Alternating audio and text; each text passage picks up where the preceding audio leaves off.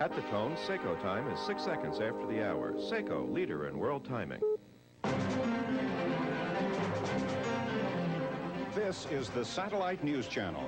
Give us 18 minutes, we'll give you the world. It's the top of the hour. I'm Charles Crawford. This is the Satellite News Channel, and here's what's happening.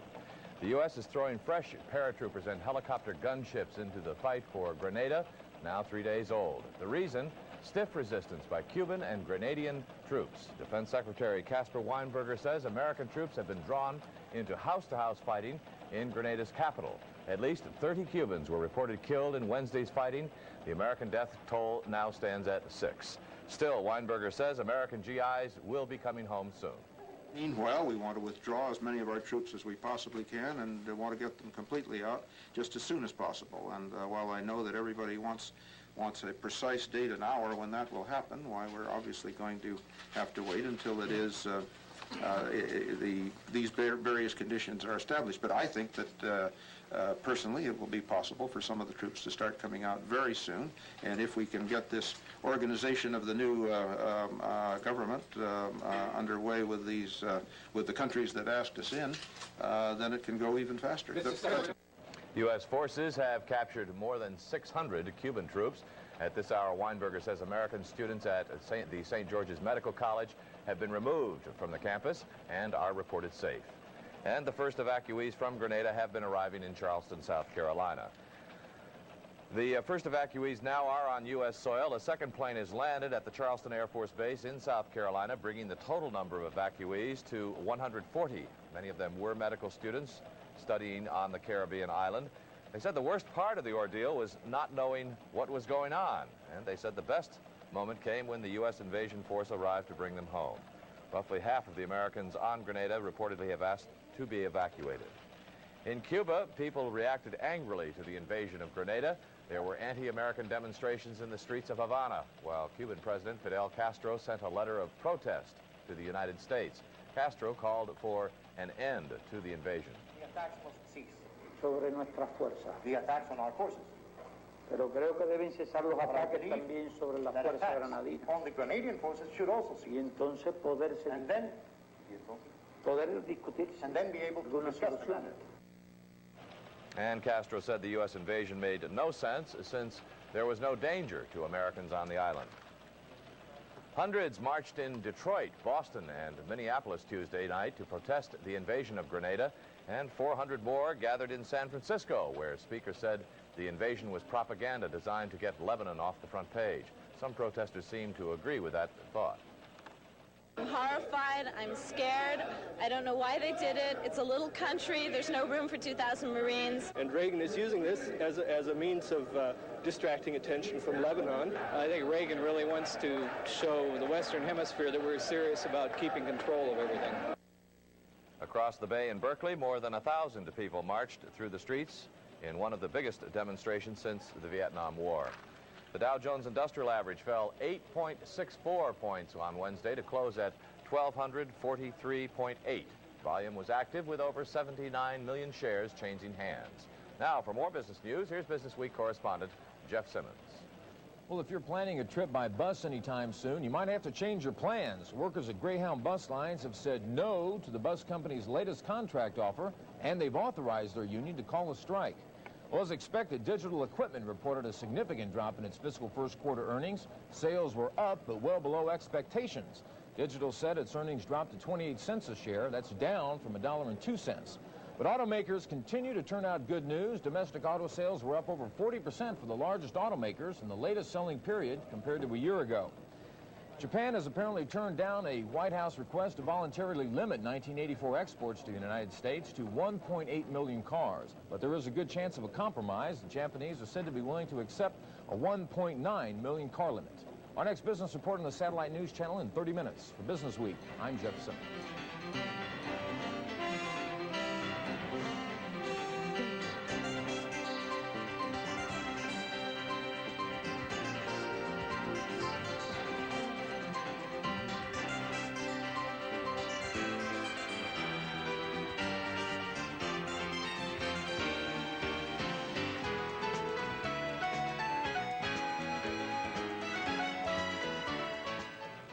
As the death toll mounts of American servicemen killed in Beirut, Americans are expressing their grief and their sadness.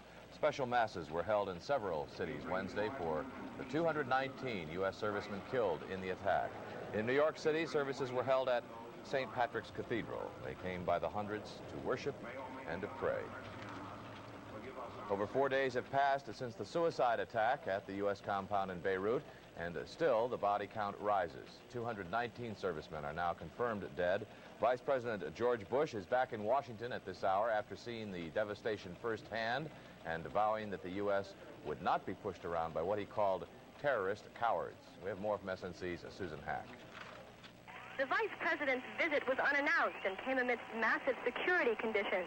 Yesterday, the Marines spotted 3 trucks laden with explosives circling neighborhoods near the airport.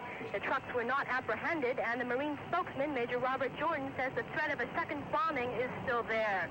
Recovery efforts continued throughout the day at the compound, where Marines, Italian soldiers from the multinational force, and Lebanese Red Cross workers continued to sift through the debris. Several bodies were found Wednesday, and all those missing are now presumed dead. The Marines have begun compiling a new list of the dead and missing. All personnel records were destroyed in the blast. All the Marines on the base have been told to write home immediately, and 2 phone lines have been set up to allow them to phone their families. Susan Hack, Satellite News Channel, Beirut. The Pentagon agreed Wednesday to make public a list of names of those U.S. servicemen who escaped harm in Sunday's Beirut bombing. The move follows intense pressure from worried parents all over the country. There's been heated debate in Washington about whether to release such a list. One Marine spokesman said that while the list gives comfort to those who find the names of their loved ones, it just creates more worries for those who don't.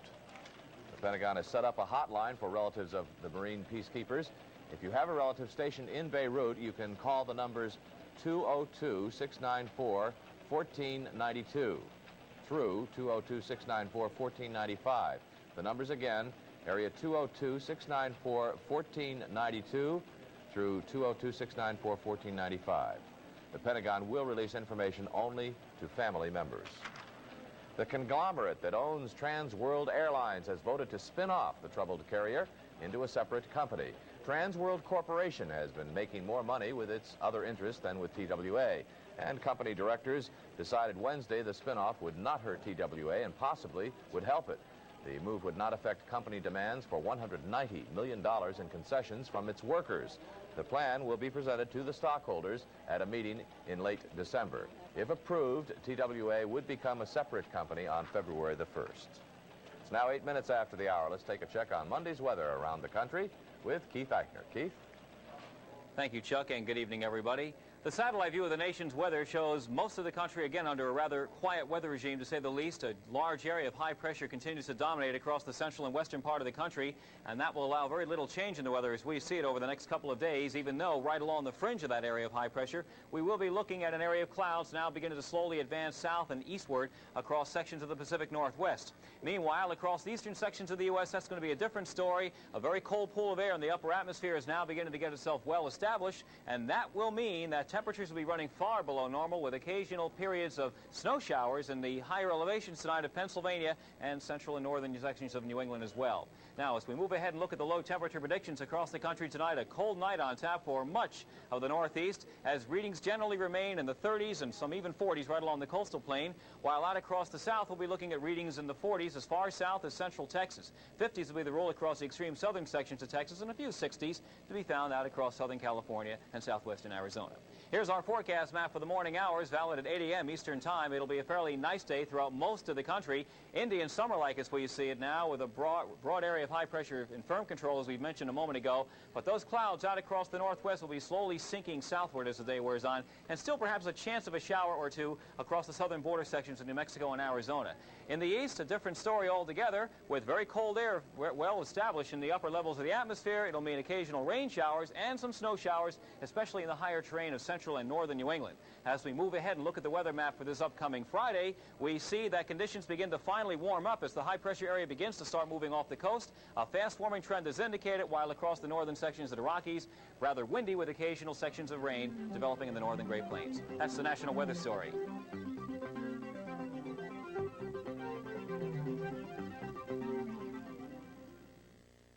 If you're facing any major expenses, like replacing your car, picking the best paint for your home, or selecting a more reliable TV, call this number and get the facts you need in this free copy of Consumer Reports' annual buying guide issue.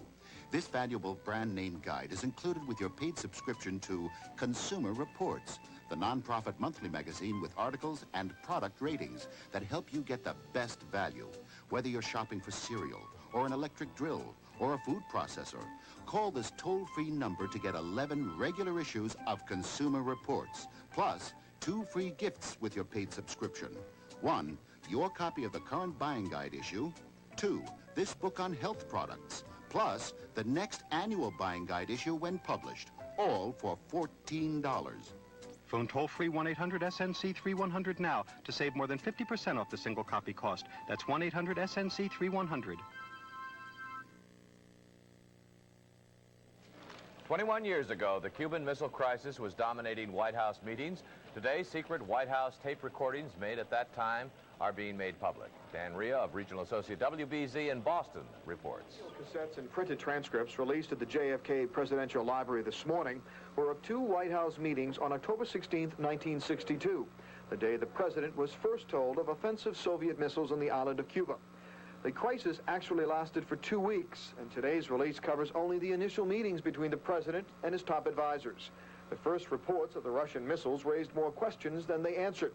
A persistent cloud cover over the island limited the quality of the first aerial reconnaissance photographs, but the discussion of option among the president and his men was anything but limited.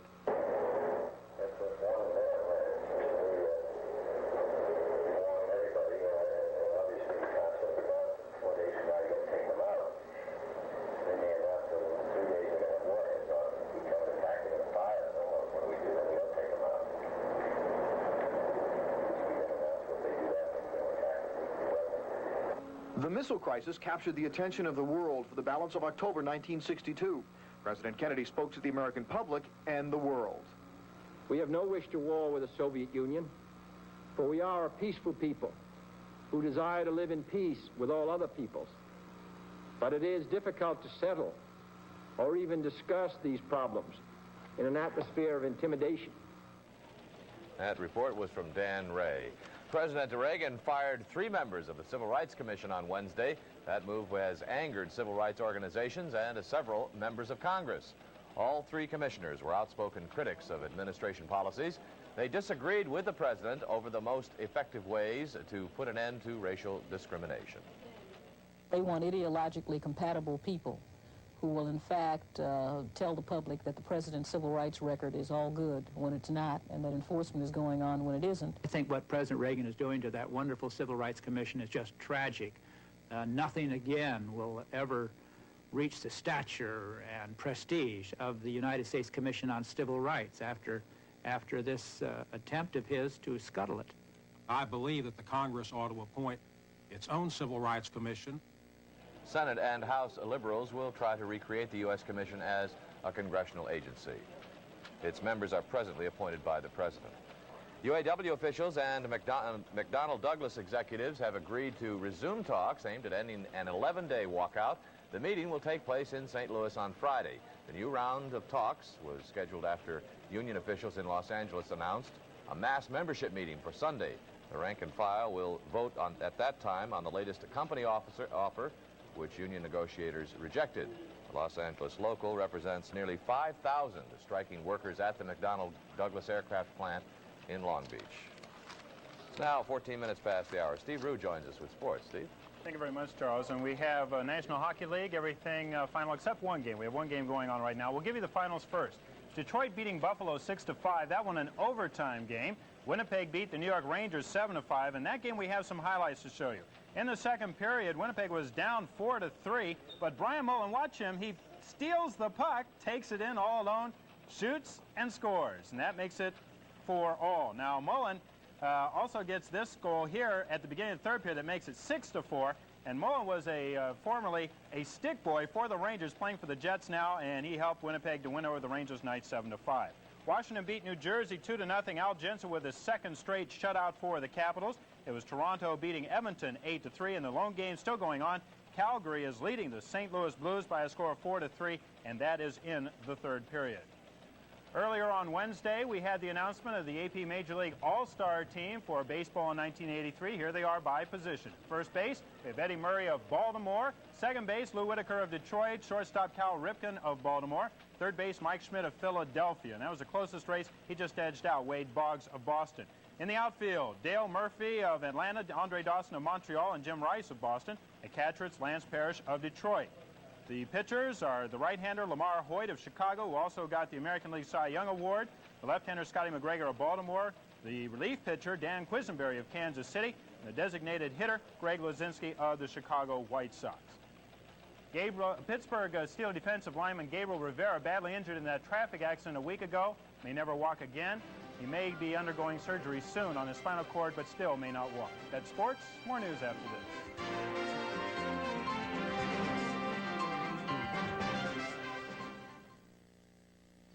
From Ford Special Vehicle Operations, the new Mustang SVO with a 175 horsepower turbocharged engine, Coney gas shocks, Goodyear NCT tires, four-wheel disc brakes, 5 speeds, articulated driving seats.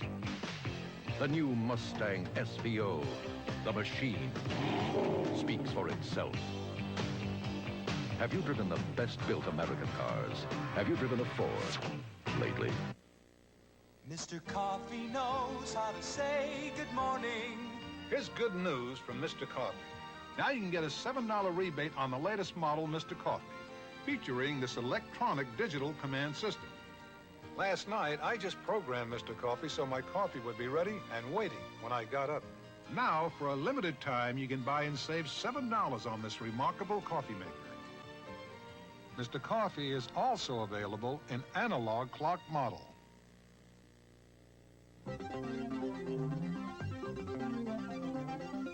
This is the Satellite News Channel. All news, all the time. It's now 17 minutes past the hour. I'm Charles Crawford, and here are some of the stories we're covering. The controversy over President Reagan's firing members of the Civil Rights Commission will be aired in court.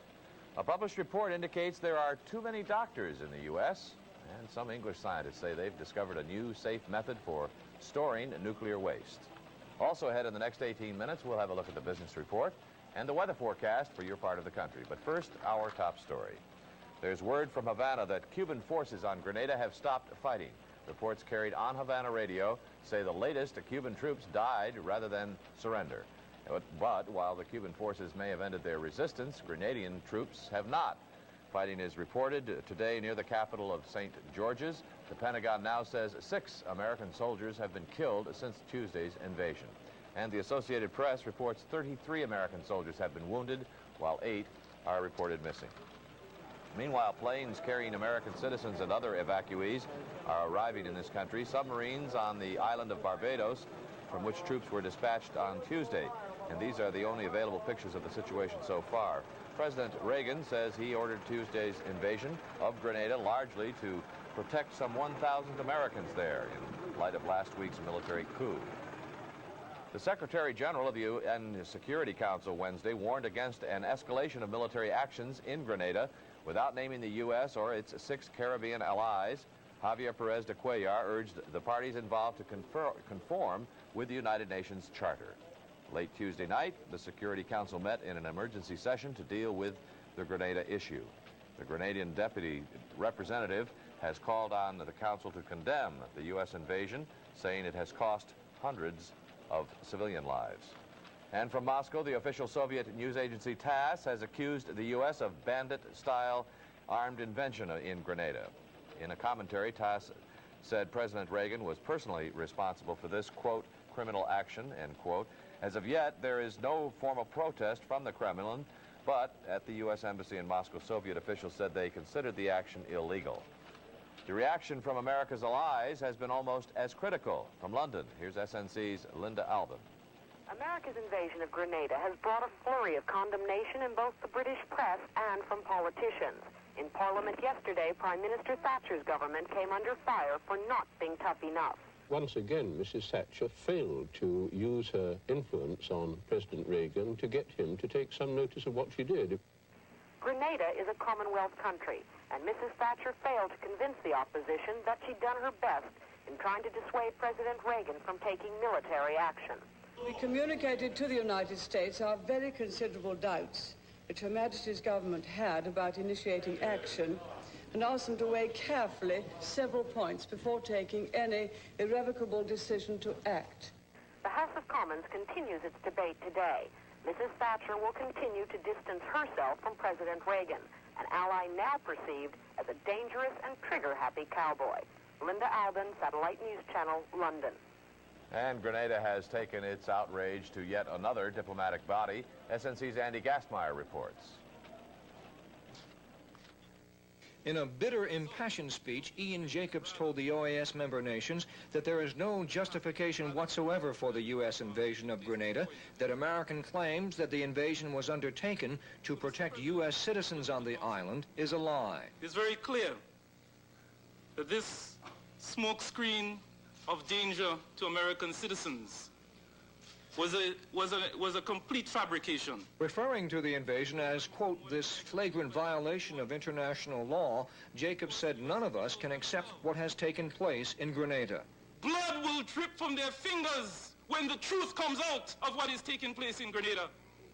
It is an international outrage that none of us can tolerate or accept, Mr. President.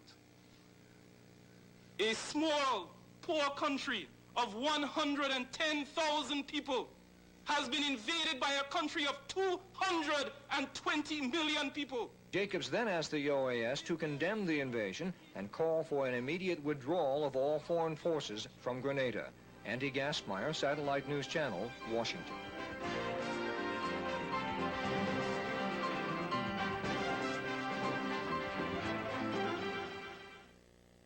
If you think you've been smoking so long it won't do you any good to stop now, here's some good news from medical science. Lungs brown from years of smoking can gradually become cleaner again and show significant breathing improvement if you break the cigarette habit. If you really want to stop smoking, Bantron can help curb your urge to smoke, help ease your craving for nicotine. Let Bantron help you break the cigarette habit. Do it for yourself and do it for your family. Bantron Smoking Deterrent Tablets. I have a problem. My complexion is part dry and part oily, especially between and over my eyes. That's combination skin, and it isn't unusual. Try Cuticura medicated soap. Cuticura? Yes, Cuticura is formulated with cleansers to remove excess oil, with an antibacterial ingredient, with conditioners designed to help dry patches feel soft and smooth. Fights oily skin, fights dry skin too, for a fresh, beautiful complexion. Combination skin problems? Cuticura medicated soap. Use only as directed. President Reagan's decision to replace 3 members of his Civil Rights Commission with his own appointees is being challenged in the courts. Cynthia New from Regional Associate KENS has more from Washington. Blandina Cardenas Ramirez of San Antonio is suing President Reagan for firing her from her job as a Civil Rights Commissioner. Another commissioner, Mary Berry of Washington, also was fired by Mr. Reagan yesterday, and she's joined Ramirez in the lawsuit. The women contend that they were dismissed from their jobs because they disagreed with the president on his stand against forced busing and affirmative action. Affirmative action is when employers are forced to fill minority quotas when hiring personnel. Ramirez says that she's justified in fighting for her job because it is an independent agency and not subject to the political whims of a president who may be in office. Reagan's abrupt decision to fire Commissioners Berry, Ramirez, and Rabbi Murray Salzman without waiting for the Senate to confirm his proposed replacements eliminates any chance of Congress reaching a peaceful compromise with the president on the makeup of the new panel. Mr. Reagan has nominated 3 Democrats to replace the 3 Democrats he fired, but none of them are black, Hispanic, or women. In reaction to the president's firings, Congress has begun to consider the creation of a new anti-discrimination agency and simply letting the old one die out. But if Congress fails to take any action, the Civil Rights Commission will be out of business officially on November the 29th. Cynthia New in Washington. Among the stories of death and destruction at the Marine compound in Beirut, there's one with a happy ending. Joe Sanchez of Regional Associate KYW found a man who narrowly escaped Sunday's attack. Fireman Lavoy Briscoe, with his wife Anita at his side, relives a nightmare of death and destruction that has agonized him since Sunday. Lavoy was on his way to Wilmington, Delaware to attend his grandfather's funeral.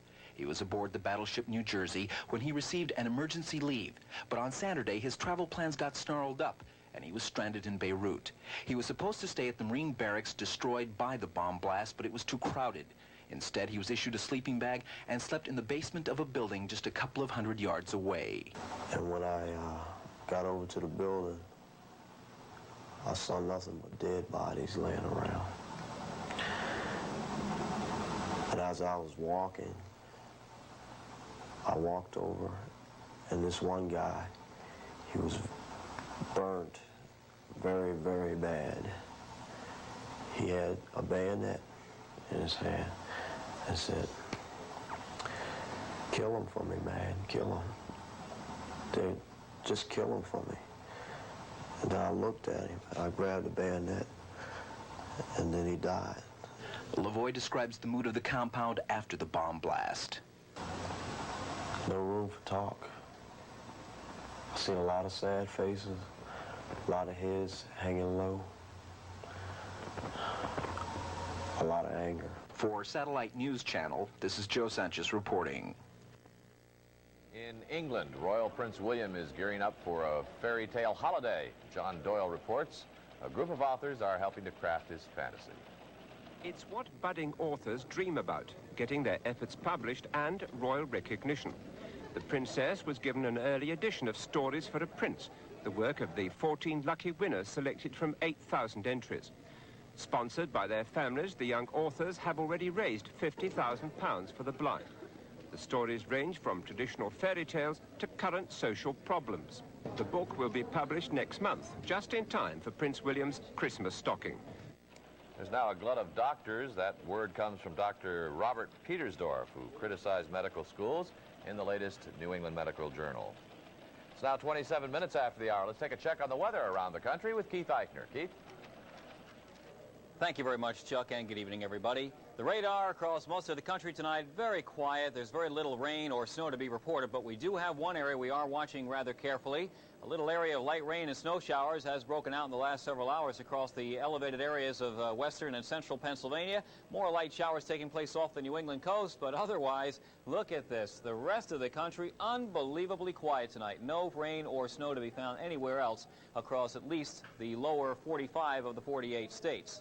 Our high temperature predictions across the country during the day on Thursday are diagrammed this way, with readings in the cool 30s and 40s over the northeast. Readings will be in the warm 70s across the nation's midsection and still some 90s with Santa Ana winds still taking place in southern Cal. That's the national weather.